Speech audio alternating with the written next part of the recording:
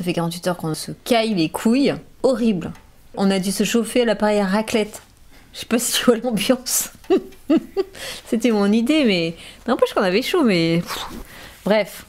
Allez, on va arrêter de se plaindre. Alors, donc j'étais au deuxième podcast sur la culture qui était hyper intéressant. Non mais vraiment, là vraiment on a vraiment bien bossé, sauf que c'était l'intro comme d'habitude. Et donc après j'avais à peu près 4 heures de son. Donc j'étais hyper fière, voilà, il fallait que je fasse le montage et tout. Sauf que, dommage, le micro branché, le micro dans les écouteurs. Donc en fait j'ai 4 heures de rien. Et finalement, je me suis dit, c'est pas plus mal parce que j'en avais ras-le-bol de la culture, ça me saoulait. Une sorte d'overdose de culture. Et je me rends compte qu'elle n'est pas sauvable. On peut rien faire pour la culture, la pauvre. Elle est que culture. Mais par contre, est-ce qu'on pourrait pas donner la parole aux fruits de la culture, c'est-à-dire A-R-T, L', l'art. Tendons le micro aux œuvres, elles-mêmes, et pas aux gens qui en parlent. Par exemple, là, je me tourne à ma droite. Qu'est-ce que je vois? Oh! Une tête toute ronde, avec des yeux tout bleus, une larme, et un regard un peu triste, très beau. Bah, j'ai l'impression qu'elle a plein de choses à dire. Faut que je prenne le temps de l'écouter.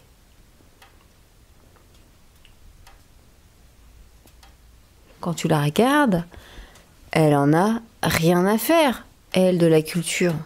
Elle s'en fout de l'argent, ouais, de l'économie, des classes sociales, des disputes, des leçons de morale. Non, ça je vais pas dire. Elle s'en fout de tout en fait. Elle s'en fout que je lui fasse un podcast sur elle.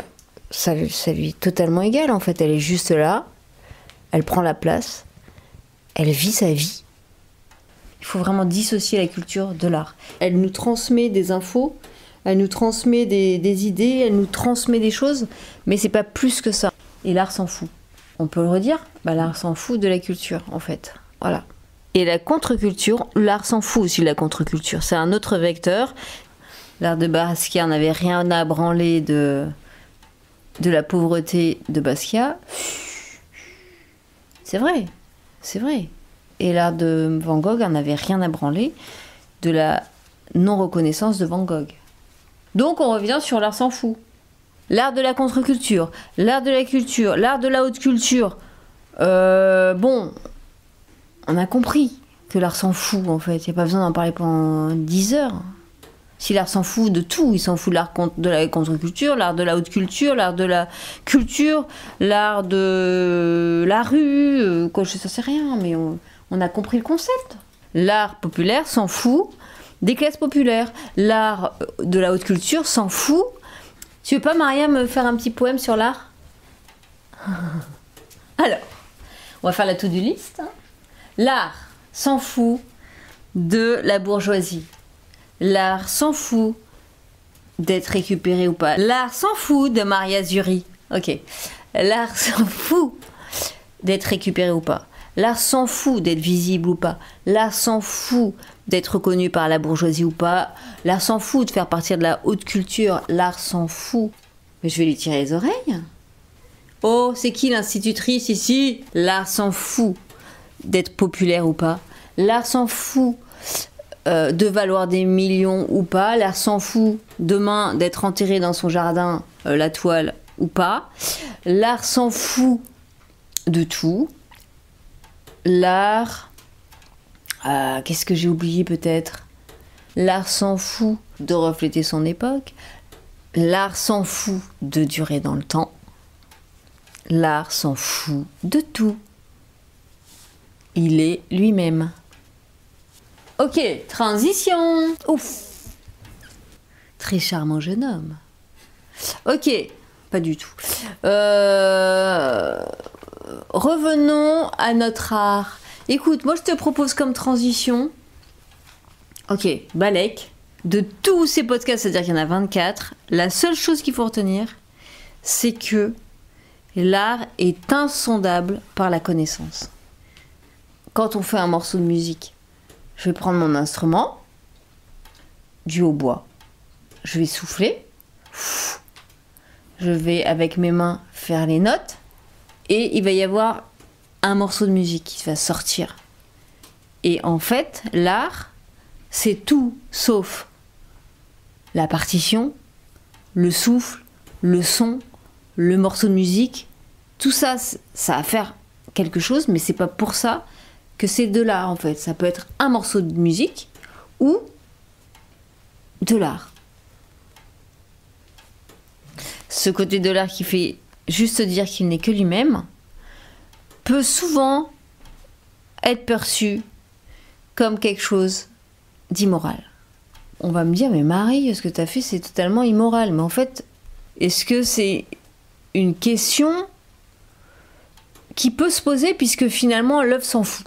Donc si l'œuvre s'en fout, elle peut pas être morale, immorale, amorale, tout ça. Donc c'est une question qui ne devrait pas exister. Pourtant, on me la pose. Pourquoi tu fais ça? Pourquoi ça nous dérange? Pourquoi? En fait, c'est toujours moi. Et en fait, j'ai envie de dire, bah non, moi, je m'en fiche en fait de ce que ça va donner à la fin. Si ça te dérange, c'est ton problème. Mais moi, c'est même pas mon problème en fait. Je fais ma perf. Et après, I don't care. Je suis allée faire la performance d'Avignon et pendant tous les soirs, pendant 1 heure, j'ai vomi de la bière et je m'en mettais partout, c'était dégueulasse, et de la bière et des knackis. Certains, je les ai agressés, ils m'ont dit ouah, c'est dégueulasse ce que tu fais, je comprends pas qu'on puisse faire des choses pareilles et tout, et j'ai agressé ces gens. Et ils m'ont dit c'est pas bien, c'est pas moral, ça se fait pas. J'ai fait un acte immoral pour eux. Et par contre, au niveau éthique, moi j'ai choisi de faire cette performance, c'est un choix. Je n'en ai pas souffert. Je peux dire, en faisant ça, moi ce que je vomis, c'est la condition actuelle des artistes, surtout a priori à Avignon, où les 3/4 sont en train de crever et se ruiner pour faire leur art, et tout le monde s'en fout, et donc je vomis ça. Mais c'est moral contre moral. Toi tu trouves ça que c'est pas moral, moi je trouve ça moral, bon ok, 1-1. Et c'est pour ça que j'ai envie de faire la différence entre la morale et l'éthique. La limite de mon art, c'est tant que aucun être de chair ne souffre, je fais de l'art éthique. Est-ce que quelqu'un a souffert? Non. Si pour moi, par contre, ça a été dur physiquement, je l'ai choisi. Je n'ai pas subi ma performance. Par contre, si j'étais un petit peu plus perverse et que je voulais que les gens qui allaient vite au spectacle glissent dans mon vomi, se cassent une jambe, là, ok. Et là, j'aurais dépassé les limites de l'éthique en art. Mais même si les gens se sentent attaqués par des performances, ben tant pis pour eux. Ou tant mieux. Ça les a gênés, dérangés, mais je leur ai pas fait de mal. Et souvent, les personnes qui sont agressées par mes performances, elles rapportent toujours mes performances à eux. Et moi, en fait, j'en ai rien à faire. En fait, j'ai envie de dire, bah, c'est ton problème, quoi. Je veux dire, moi, c'était pas mon but de te choquer. Ça t'a choqué, bah, réfléchis. Pourquoi? Quand j'étais petite, on me disait toujours, il faut dire bonjour madame ou bonjour monsieur en regardant droit dans les yeux. Honnêtement, bah non, en fait. Ça change rien.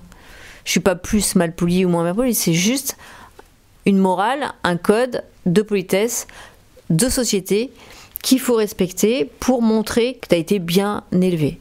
Le problème de l'artiste, c'est qu'il est toujours en train de bouger ses codes de société parce qu'il fait des choses qui ne sont pas permises a priori. Tu te mets pas de la terre en culotte à 4 pattes parce que déjà on voit tes seins. Ça ne se fait pas. Plus à mon âge, ça se fait pas du tout. Mais au niveau éthique, toujours pareil, bah, mon œuvre, elle est là, elle existe et elle fait du mal à personne, donc elle est bonne. En fait, tu sais pas à quel niveau t'es mal poli. Est-ce que c'est juste mal poli un petit peu ou bien mal poli énormément? T'as vraiment été irrespectueuse envers cette personne-là et peut-être tu lui as fait du mal. Et peut-être ça va encore plus loin que ça, c'est un mal universel. En fait, tu sais pas jusqu'où ton côté mal poli a impacté la société. Et c'est vrai que quand je fais des performances, j'ai toujours quand même l'angoisse, la peur de remettre en cause les droits de l'homme, par exemple. Cette peur un peu de ce côté immoral, jusqu'où ça va cette immoralité, et est-ce que ça peut mettre en péril des choses éthiques qui sont vraiment importante. C'est pour ça que j'avais besoin de faire ce podcast, parce qu'au bout d'un moment, entre la morale et l'éthique, j'étais perdue. Après une performance, ça crée beaucoup de conversations, de critiques ou pas, positives, négatives, et en fait on se rend compte que c'est juste des morales qui sont différentes et qui ont différents points de vue, et du coup on s'en fout, ok, t'as bien, pas bien, c'est deux biens qui s'affrontent.